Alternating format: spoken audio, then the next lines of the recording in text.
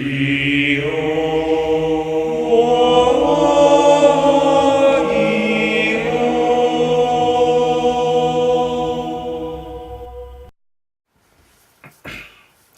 morning, YouTube, and today I'll be profiling you my Mecha Fan Beast. Now let's fly right into it. Starting off with our monsters.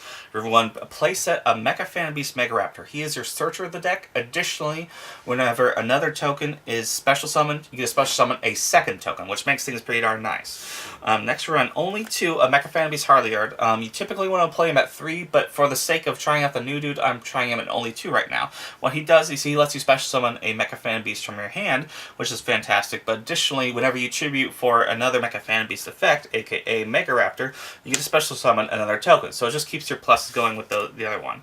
Next, I run a playset of Tetherwolf. Tetherwolf special summons a token as soon as he's normal summon, which makes him great. It's your best normal summonable target, in my opinion. And then additionally he has a battle phase effect where he can gain 800 whenever involved in battle, which is pretty darn fantastic. Next, I run my personal favorite Mecha Fan Beast, playset of Cult Wing. Most people opt not to run Cult Wing, but I love him for the fact that whenever he's special summoned, if you control another Mecha Fan Beast card, you can just special summon 2 tokens. Additionally, you can attribute 2 tokens, including those 2 that you just special summon, to banish a card on the field, which is fantastic. So I run a playset of him. Next, I run a playset of Raiden. Raiden is something that just came out in Circuit Break. Let me read his first effect, because they all have the effects where they're protected whenever there's tokens in the field, and also they can increase their level by the number or by the levels of the tokens that are currently on the field. So let me read the rest of his effect. You can discard cards, special summon 1 Mecha Fan Beast token with the same attributes as all the rest of them, and you can only use them for links and fusions and the whatnot. I mean, obviously. Either way, this card is an engine that you can give you another option for normal summoning other than Tetherwolf that can give you pluses from your first turn just by normal summoning him, and then lets you plus off of your Beastal Lion, which makes things fantastic. So a great addition for the deck. I'm glad he came out. Next, I run a playset of Mecha Fan Beast Hamstrat. Hamstrat is the only generic, like, rank 3 that I run the deck, but most people will agree with me to run a playset of him.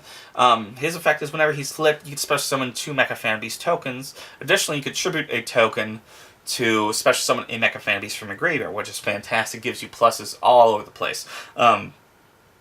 The biggest conundrum that I have, and then you might be able to help me out in the comment section down below, is I've heard both ways. I've heard that whenever he's flipped, you do get special summon tokens, but he's destroyed, and I've heard that he gets protected. So I definitely want a confirmation on that ruling. If any of you know what the confirmation is on that ruling, does he die, or is he saved by the tokens he special summons? I play 1 Mecha Fan Beast Blue Impala. Most people opt not to run him, but I like him for the fact that you get a synchro with your hand with him on the field, so that's fantastic. Additionally, you can banish him from the graveyard, special summon a token if you don't have anything else on the field. Fantastic. Next, probably the best Mecha Fan Beast card is Mecha Fan Beastal Lion. Beastal Lion has the effect whenever he is, you can banish him from the graveyard to special summon a Mecha Fan Beast from your hand, which works great with Cult Wing or any of the other dudes. Additionally, when he's sent to the graveyard, you can special summon a token, so it's a plus. Either way, you just want to see him in the graveyard, and even on the field, he's a tuner, so you can use him to go into your fantastic synchros you have in this deck. Moving on to our spells, we run triple of Scramble Scramble. Scramble Scramble has always been fantastic. I just didn't realize it for the longest time. What it does is you can tribute Mecha Fan Beast tokens if your opponent's monsters outnumber yours, special summon an equal number of monsters from your deck, but they're returned at the end phase. But that's fine, because you typically want to play it during your turn and get some pluses off that point. Again, you can just imagine what kind of pluses you can get with just that 1 card. Next, I run a playset of Scapegoat. Since the Mecha Fan Beast monsters are not specifically protected by Mecha Fan Beast tokens, they're protected by tokens anyway. So if you just normal summon yourself your Tetherwolf, and you only have this, you can set it past turn, your other token's destroyed, but you can still have 4 more tokens just to plus off of, and it makes things fantastic. And any token deck, this one particularly, because this is probably the best token deck there is.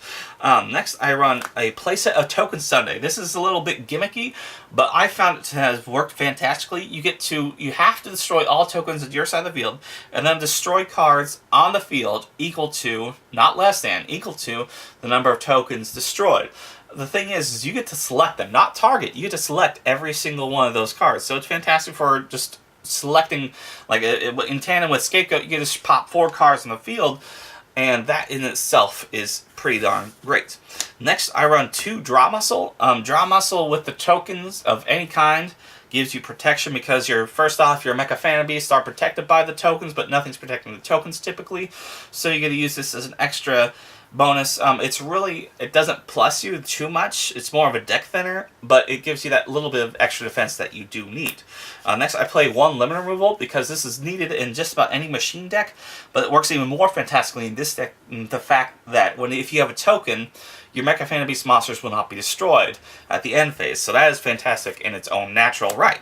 I play United We Stand. Yes, it's a little bit gimmicky and it's slower and doesn't add to consistency in the deck. But if you normal summon Tetherwolf and you get a token, you automatically play. If you equip it United We Stand, he gains 1,600 attack points, which is pretty darn beastly in my opinion. Next, I run a Moon Mirror Shield because, again, protecting your tokens by any means is pretty darn necessary. Additionally, it makes your tokens a threat, which is strange, so you can use those tokens as protection while plussing, hopefully, with the rest of your cards. One Foolish Burial because sending your Beastal Lion or your Blue Impala is fantastic. A Dark Hole because, for the same reason as Token Sunday, it protects all your monsters. It's pretty darn great. Soul Charge because pluses are just endless with this card. It's just great. Next, I run 3 Aerial Recharge. I used to play it at 2, but this card has a lot of defensive and offensive capabilities. Yes, it may seem blow up in your face, but that's not necessarily needed just to get you the pluses and tokens as quickly as possible. Being in a trap, it's not that effective, but in the same sense, you want to see it, and if you can possibly keep it, you can keep this alive indefinitely if you have the means to. Next, I run Torrential Tribute for the same reason as Dark Hole. Obviously, you don't have to run Torrential Tribute. You can swap it out for a Geki or anything else. But I just like extra destruction to be able to plus and push for games. So I still like keeping it. Moving on to our extra deck, we run a Mecha Phantom Beast Conquerorita. Now, Conquerorita isn't necessarily the best 7 you can go for. He's needed because, like your Blue Impala, can only go for machines, so Conquerorita is definitely an option, and being the fact he's a Mecha Phantom Beast monster, I kind of decided that I really wanted to put him in the deck just because. It protects your tokens, so your tokens are protecting your other Mecha Phantom Beast monsters, and he's protecting your tokens, but nothing protects him, which is the most unfortunate part. And if he's destroyed and sent in the graveyard, you have to destroy those tokens. It's a special one level 4 Mecha Phantom Beast from your graveyard, which isn't the best thing in the world, but he's still enough that I want to see him implement one. A better option is this new Circuit Break exclusive card, Samurai Destroyer. For those of you who do not know what he does, he's generic, but his last effect is machine exclusive. If he's an Armades on battle, and he negates the effects of the monster it battled during that battle phase, which is fantastic. So it's an additional Armades.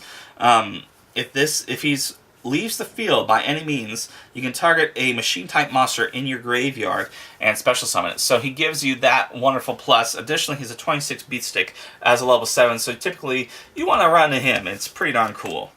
I run a high-speed Roid Kendama because Kendama is, in terms of 6s for machines, this is probably one of the best. I mean, there is, he recycles himself from graveyard. He had to do some floating just damage. It's just a great level 6 synchro in general. An Allied Justice Caster because, again, we're trying to plus only on our machines so we can get around the clauses of only having the capability of going for machines, so we try and just only use machines so we don't have to worry about that effect.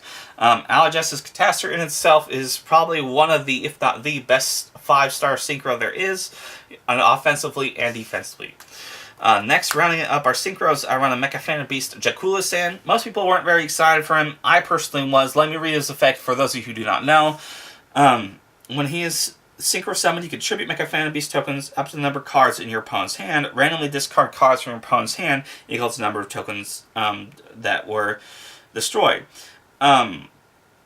That's really great. It's a Dark Law. You won't typically use that effect as often, but it's there just in case you need it. Other Mecha Phantom Beast monsters cannot be destroyed. Again, it protects your tokens and your other monsters, so that's great if you're out of tokens. But his last effect, if it's destroyed by your opponent's battle or card effect, you can set a quick play spell card from your deck, which is fantastic, and that's really the reason why I run him as a 9-star synchros, because he's as a machine, and he's exclusive with the archetype, so it's pretty great. Moving on to our Xyz, we don't run any links because you don't typically see the possibility. I could bite myself in the mouth for saying that later on, but you don't see the possibilities too often to need to go into more than just one extra deck monster, so I don't run any links. A Lightning Chador, because in a win deck, you definitely want to see him if you can play him. A Utopia Lightning and Utopia, because giving pluses on your attacks is always fantastic. 1-1, because he's my favorite 4-star. You can swap him out for obviously anything but Gaguska or Castel, whatever. Geargiant X, because he searches your 4-star machine type monsters or your level 4 machine type monsters. Fantastic in their own right. That's the only level 4s I play.